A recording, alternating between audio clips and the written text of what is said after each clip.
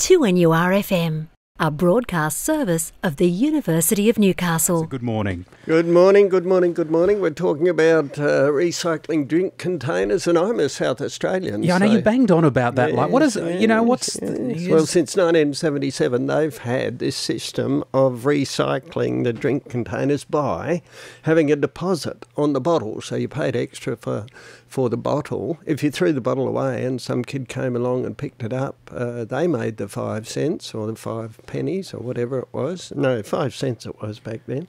And what happens is that you've got this legislation that stops the amount of beverage containers being left everywhere. Yeah. You don't see the drink bottles everywhere because people cash them in. It's Why wonderful. did it go out of vogue? We know we had it in New South Wales because I remember, all jokes aside, it was something that the kids in the neighbourhood could do to go and raise a little bit of extra money. Where did it slip away for New South Wales? I think that was for extra bottles that were a particular bottle from a particular drink manufacturer who liked to get their bottles back so they could refill them.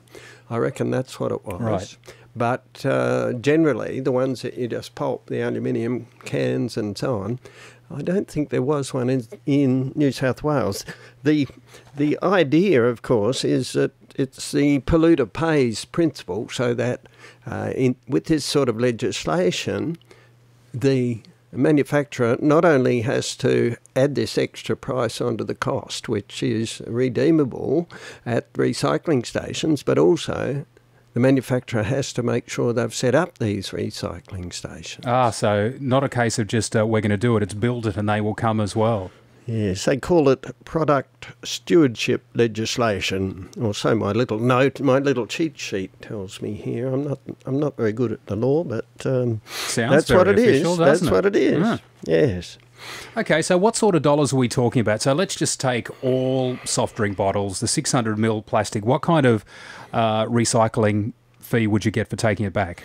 Well, the figures in South Australia are about $60 million was refunded to the community through this scheme in 2012, 2013, and that's not all of them. I don't know how you estimate the big figure, but it could be that you've got perhaps 168 million bottles every year in New South Wales, perhaps 17,000 tonnes of bottles and cans, containers that could be recycled. So it's significant. It keeps it out of the waste landfill and makes money for the community. Tim, do you think we have a different attitude towards glass that we do towards plastic? If you've got a glass bottle, it's heavy. You know the amount of work that's gone into it, but plastic just seems to be, okay, throw it in the bin. The glass seems to have something more tangible about it.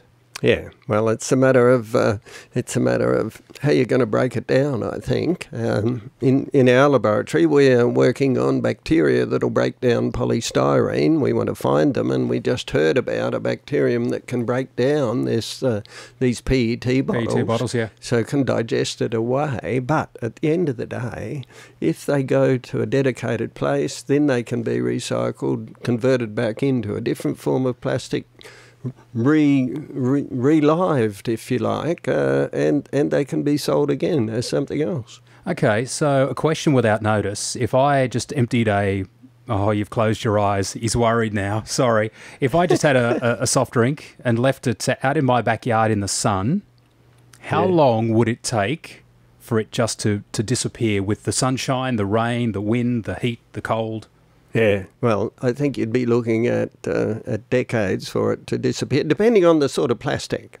Some plastics are sensitive to ultraviolet light and become brittle and break away into smaller bits. But at the end of the day, you've still got those smaller bits that are going to cause problems. So, to my mind, it'd take a long time. A long time. So we've got to come up with a better solution. Tim, thank you very much. Next week, we're going to talk about forests and climate change. That's correct? Exactly it. Exactly it. I saw wondrous things being done at Western Sydney University, and I want to talk about them. Well, you can. That is your homework for next week.